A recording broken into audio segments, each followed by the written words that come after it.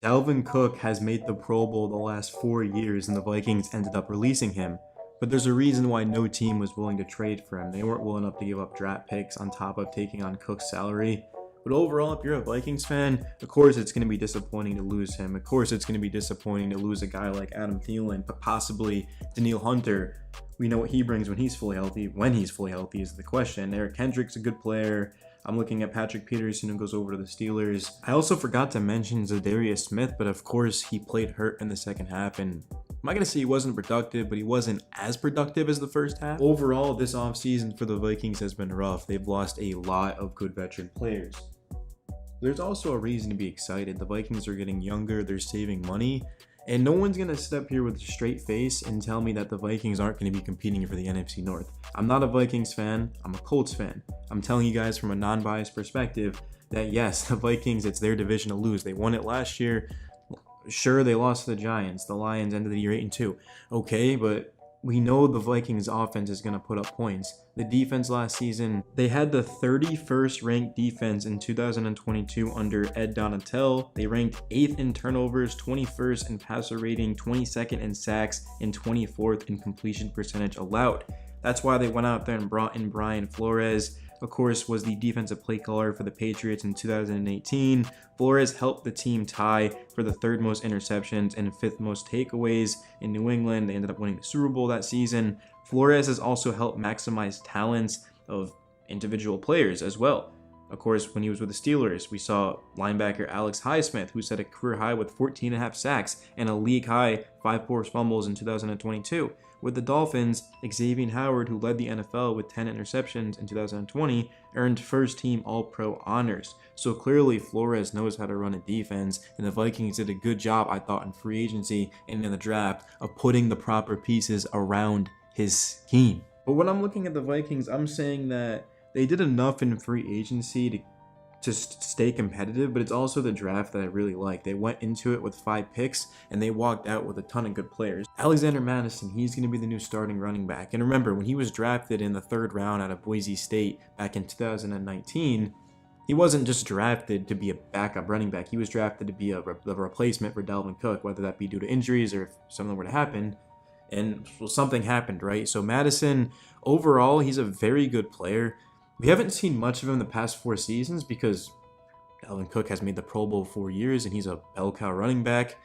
But if you look at Madison and what he's done, 2,196 career yards from scrimmage, 14 touchdowns, averaging 4.1 yards per carry, 7.5 yards per reception across 2020 and 21. Remember, he went out there and he had 5 games with over 100 total yards. Against the Seahawks in 2021, he had 171. Madison is a very good running back. To get him on a 2-year, $7 million deal is great value. It's a lot better than paying Dalvin Cook. Dalvin Cook is a great running back, but running backs, they just aren't valued in today's NFL. The Vikings, they're going to throw the ball a ton. They've got Justin Jefferson, of course. They went out there and they got arguably the best wide receiver in all of the draft out of USC, Jordan Addison. So they're going to be throwing the ball a ton. It's Kevin O'Connell. We know what he likes to run. The Vikings just need a running back who can hit the right holes, that has that power, that can break tackles, that can catch the ball out of the backfield. And the Vikings also did draft a running back in the 7th round in Dwayne McBride, who is certainly unproven as a pass catcher and a blocker. But in terms of a runner, he's one of the best running backs in the class at that. So just having talented football players is something that the Vikings don't lack. There's no question that the Vikings will be a competitive team next season. A lot of people have them going from worst to first, which I can promise you, go back to this video and prove me wrong if otherwise, that will not happen. The Vikings will not finish in last place. There's just no way in hell. But I am looking at the Vikings and I'm saying that let's talk about free agency. We talked about some of these guys that are coming back, some of these guys that are leaving. CJ Ham on a 2-year deal. Troy Reader is coming over from the Rams, has that connection with Kevin O'Connell. Also a very close friend with right tackle Brian O'Neill, who is honestly one of the best right tackles in football, if I'm being honest. Byron Murphy is coming over from the Cardinals. Harrison Smith reportedly is staying with the Vikings on a new contract. Now, if you're a Vikings fan, you already know this. You probably have for months. But for me, of course, I cover every team, so it's going to take time to get to every team. So a lot of this actually really isn't new to me at all. I will say, though, the Danielle Hunter situation that they've been shopping him for months, I didn't know that. Maybe you guys did. Let me know in the comments if you'd like. But let's talk about some things that personally are kind of crazy, right? Marcus Davenport is coming to the Vikings on a 1-year deal. Defensive end, 6'6", 265, just a freak of an athlete. Very cheap deal, so there's really nothing to lose. One of those low risk, high reward types of moves. But I know a lot of people haven't been in love with some of these Vikings moves, and I'm saying that if you like players, you got to go out and get them, especially if you feel like they can fit in your scheme. And I look at Davenport and I'm saying that he's just a fantastic athlete. He's going to be a big upgrade to this Vikings front. I already talked a little bit about Greg Joseph and Garrett Bradbury and Nick Mullins. These are 3 guys that are going to be back. Greg Joseph had one of the greatest kicks in Vikings history. I know it didn't really mean much, but it was, of course, the longest field goal in franchise history, which has to mean something. I mean, if you guys saw that game, wow, what a kick, what a finish against a very difficult NFC team, by the way. Josh Oliver, this was ranked as one of the worst moves that the Vikings made, and to me, I don't get it. I mean, he's one of the best blocking tight ends in the league. 6'5", 250 pounds, ran a 4.63 at the 2019 Combine, of course. That was his 40 time. Behind TJ Hawkinson, you have 2 reliable tight ends. I don't see what is wrong with the move. Yeah, giving out $21 million over 3 years is a lot of money.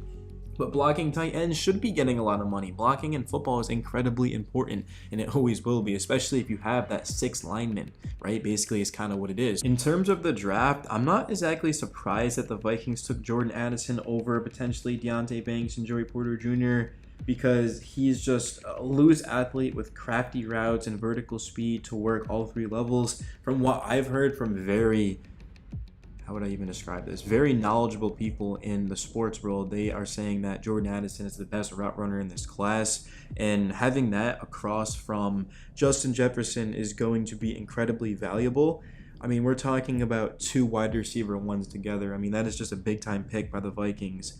Right? Like I said at the beginning of the video, they walked in with 5 picks. They ended up making some moves. They weren't scheduled to pick until 87, which is in the 3rd round, of course. They would trade that to the Niners. They'd get a late 3rd, 102. They'd get a 5th round pick and a 7th round pick, all in this year's draft, 2023. With pick 102, the Vikings addressed their biggest need, selecting Madison's teammate from USC, cornerback Mekhi Blackman. He's going to fit well in Flores' scheme. He's an aggressive player. 178, 5'11", not the greatest size, not the worst as well. He broke up 15 passes last season, though, in 2022. You talk about a guy who is going to battle receivers all the way down the field. This is a big-time pick by the Vikings, who would kick off their day 3 selections in the 4th round by trading down with the Kansas City Chiefs to number 134. They'd add a 2024 5th rounder, and at 134, they picked LSU defensive back Jay Ward. Ward has strong football character and takes pride in running alleys and crowding catch points. Despite being listed as a safety, he is more of a true nickel and special teamer, however. And then in the 5th round, the Vikings would take a chance on Jaquelin Roy, who has flashed promise because of his power, but his movement skills are average, and it will take time for him to adjust to pro blockers. He is a draft and develop tackle who can work his way into an NFL rotation as a rookie. I mean, he's a 5th round pick. We're not expecting him to be a 5-star prospect or anything like that. But later in the round, the Vikings did something interesting. They would take Jaren Hall out of BYU. I mean, it's another developmental player behind Kirk Cousins, who is not necessarily old. Like, Kirk's in his mid-30s, but we just don't know where he's going to be playing next season. So the question is, can Hall continue to develop and be the Vikings' new quarterback? He is already 25. To me, that's good, though. I know that sounds crazy, right? You would always prefer a 21-year-old quarterback over a 25-year-old. But at the same time, when you have a guy with experience, he's going to come in here and just be up to speed, more than likely a lot quicker than other players. And Hall threw for 3,171 yards and 31 touchdowns last season. He's an athlete as well. He's a play extender. He has experience in an RPO-based system. I like the move a lot by the Vikings, and I also did like them going out there, of course, and drafting Dwayne McBride in the 7th round, or yeah, making sure that's accurate. Okay, 7th rounder, yeah, because they didn't have a 6th rounder. So going out there and getting a guy who rushed for 1,713 yards and 19 touchdowns last season. He was the Conference USA Player of the Year.